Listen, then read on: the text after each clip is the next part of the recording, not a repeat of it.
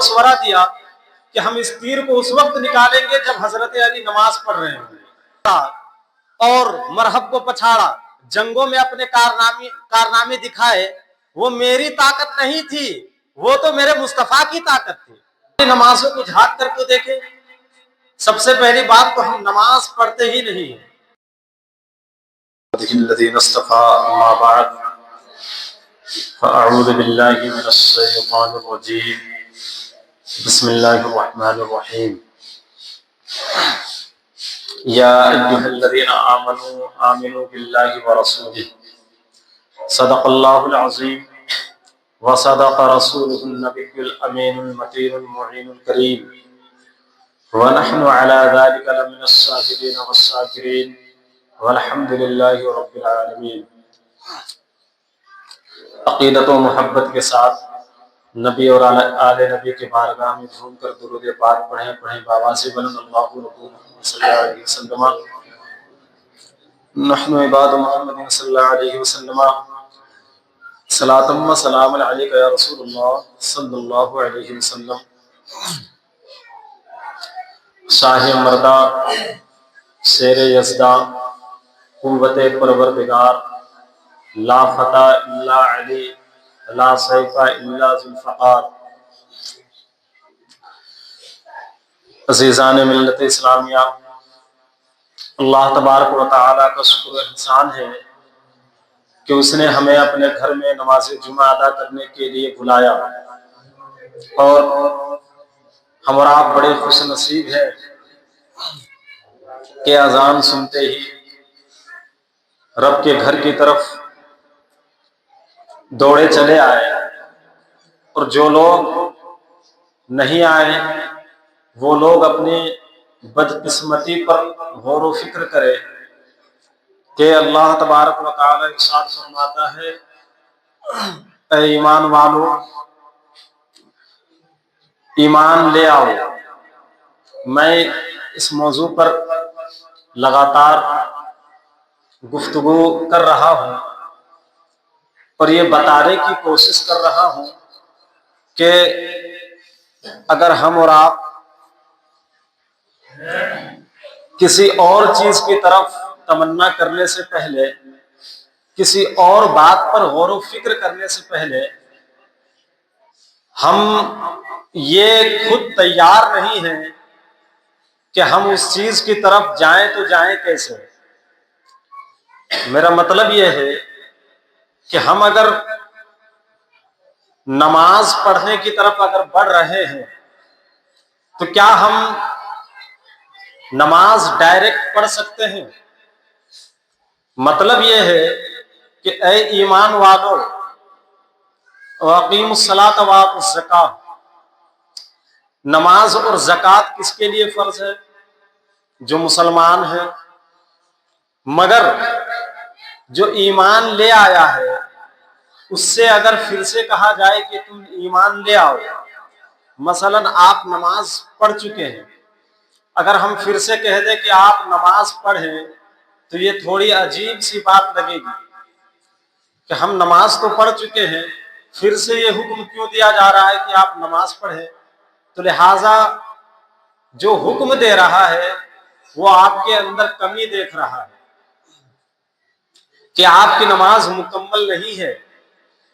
اسی لیے یہ ایک مثال ہے اس آیت کو سمجھنے کے لیے کہ اے ایمان والو ایمان لے آؤ اللہ پر اور اس کے رسول پر، کہ جنہوں نے ایمان لے آیا اللہ پر اور اس کے رسول پر، اگر ہم اس کی زندگی کو جھانک کر دیکھیں اور اس کی زندگی کا کچھ لمحہ ہم اپنے اندر جھانک کر دیکھیں تو ہمیں کمی نظر آئے گی۔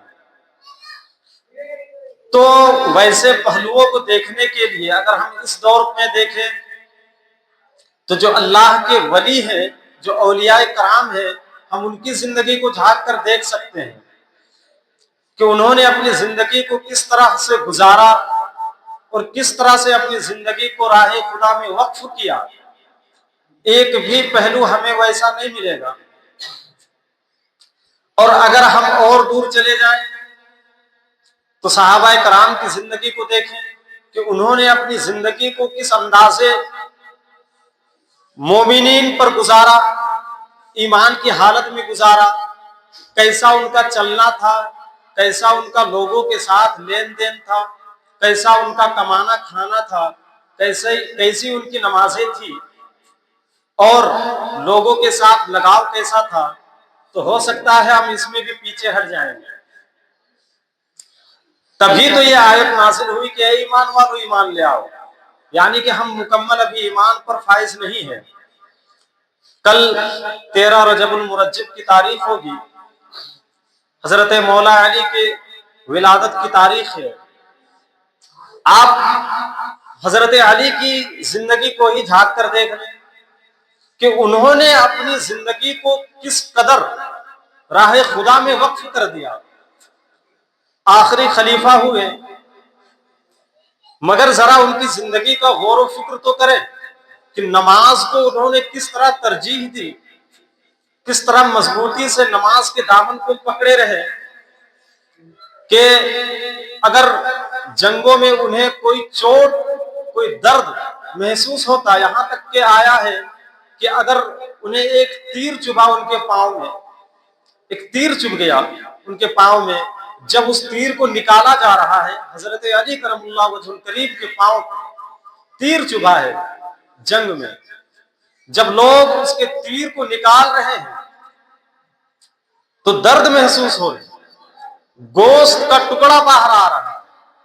लोगों ने कहा नहीं रहने दो, इतनी दर्द की शिद्दत में इनके तीर को कैसे निकाला जाएगा। फिर कुछ लोगों ने मशवरा दिया कि हम इस तीर को उस वक्त निकालेंगे जब हजरत अली नमाज पढ़ रहे होंगे। और वाकई ऐसा ही हुआ कि जब वो नमाज की हालत में थे, लोग पहुंचे, उनके पांव से तीर भी निकाल, और हजरत अली बाद में पूछे भी कि हमारे पांव से ये कील कब निकाला गया, हमें तो पता भी नहीं चला। क्या इससे पता चलता है कि सहाबा कराम नमाज को कितनी मेह और कितने लगन के साथ पढ़ा करते थे। हम अपनी नमाजों को झांक कर तो देखें। सबसे पहली बात तो हम नमाज पढ़ते ही नहीं है। दूसरी बात कि अगर हम नमाज पढ़ते हैं तो इतनी ज्यादा हमारे दिलों में वसवसे मौजूद रहते हैं कि हम अपने नमाजों को खराब कर बैठते हैं। दुनिया की बातें याद आती है, कहाँ गए थे सारी चीजें हमें नमाज में ही याद आती है। कहाँ पहुंचे, कहाँ गए, क्या कर रहे थे, उसका कितना हिसाब है, उसका कितना क्या है, लेना देना, तमाम चीजें हमें नमाज में याद आती है। मगर जरा सहाबा कराम की जिंदगी को झांक कर देखें कि जिनकी कल विलादत की तारीख है, मौला अली, उनके नमाजों का क्या आलम था। तीर लग जाए और वैसी हालत में निकाला जाए तो दर्द महसूस होता है, मगर जब नमाज की हालत में है तो कब तीर कब बाहर हुआ, जिस्म से कब जुदा हुआ, पता भी नहीं चला। ये असल इबादत का दर्स हमें मिलता है वहां से। अब जरा हम देखें और उनकी जिंदगी के हाल को। खुद हजरत अली फरमाते हैं कि हम दूसरा सजदा तब तक नहीं करते जब तक पहले सजदे में हम रब के तजल्लियात को नहीं देख लेते। हम और आप पहले सजदे में इस तरह से जाते हैं कि कब से कब दूसरे सजदे के लिए जल्दी से उठें। आप सहाबाए कराम की जिंदगी को अगर अपना आइडियल नहीं बनाएंगे, अपने जिंदगी का एक पहलू नहीं बनाएंगे, तब तक आप कामिल मोमिन नहीं हो सकते हैं, मुकम्मल मोमिन आप हो ही नहीं सकते हैं। क्योंकि उन्होंने जिस कदर, जिस बहादुरी के साथ, जिस अंदाज के साथ उन्होंने अपनी जिंदगी को गुजारा, वैसी कोई जिंदगी गुजार ही नहीं सकता है। और हम अगर ईमान वाले होने का दावा कर रहे हैं तो फिर ये गलत दावा है हमारा। तभी तो कुरान कह रहा है ईमान वालों ईमान ले आओ अल्लाह पर और उसके रसूल पर।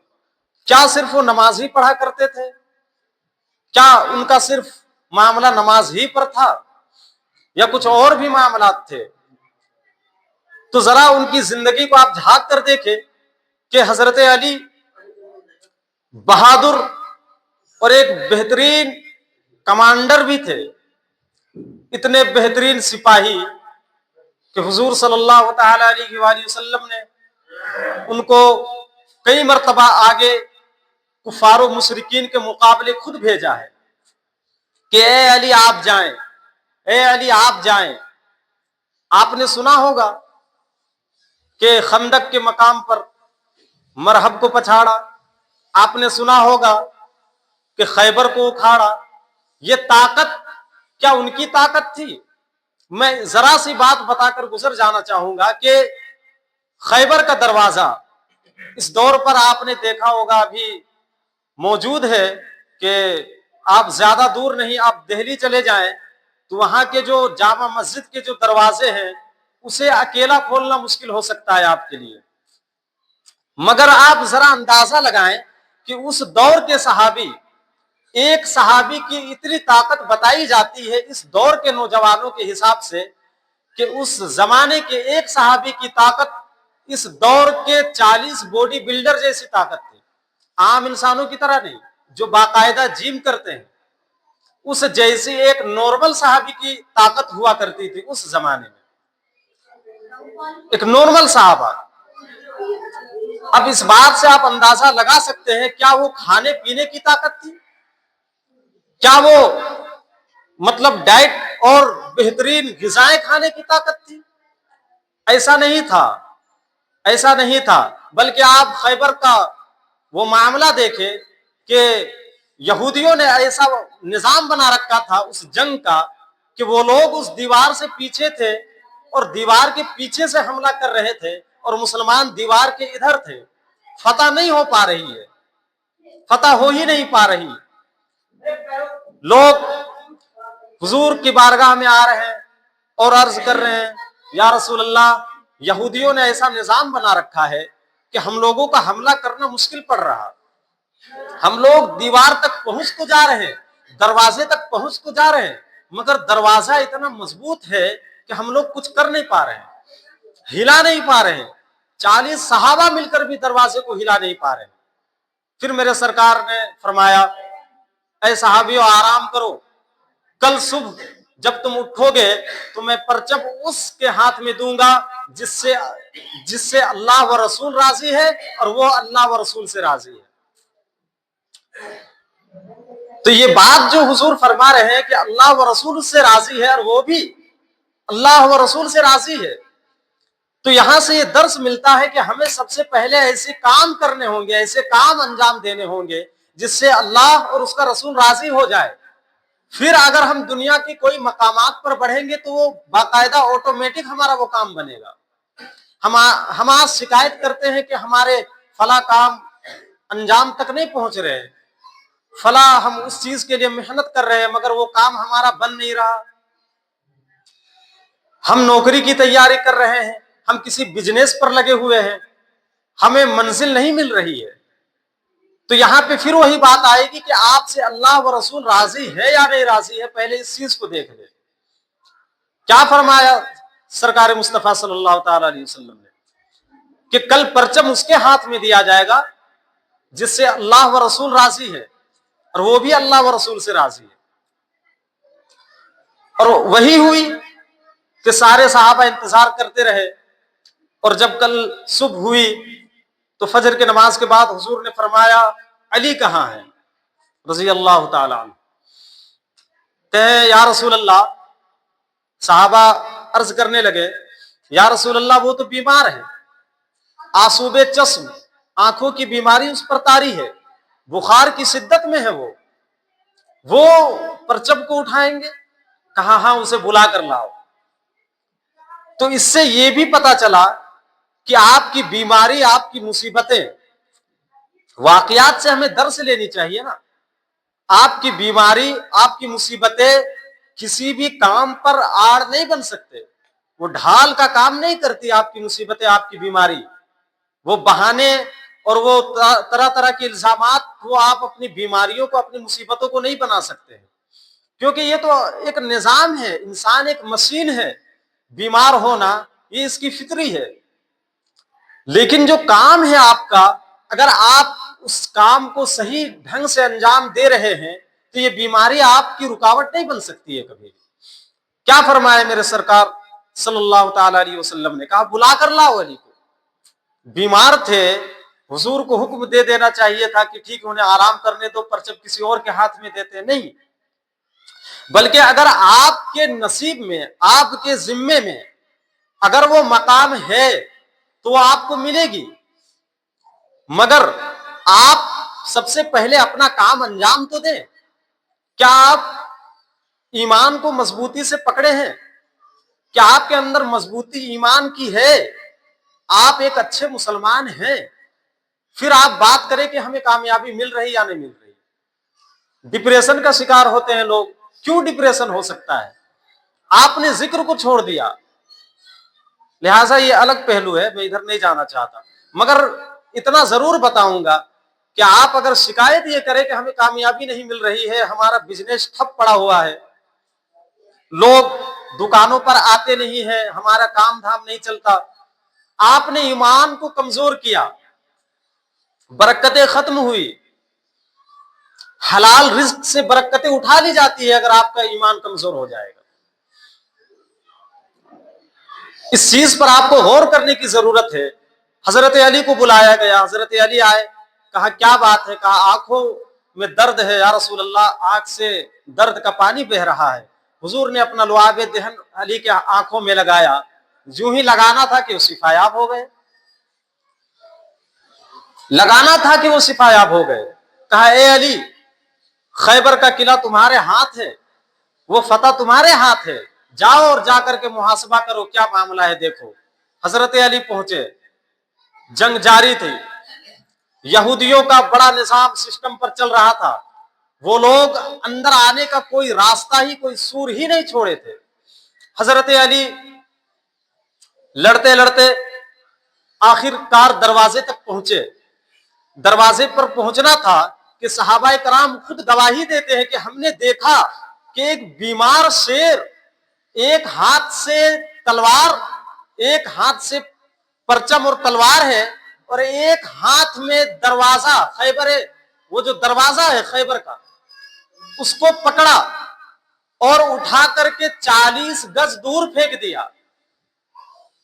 دروازہ صرف کھلا نہیں, ایک ہاتھ سے پکڑا, بیمار شیر, ایک شیر ہے جو بیمار ہے, شفایاب بھی نہیں ہے, اور ایک ہاتھ سے پکڑ کر 40 گز دور پھینک دینا, جس دروازے کو 40 صحابہ مل کر بھی نہیں اٹھا پا رہے ہیں اور ہلا نہیں پا رہے ہیں, اس دروازے کو ایک علی 40 گز دور پھینک رہے ہیں.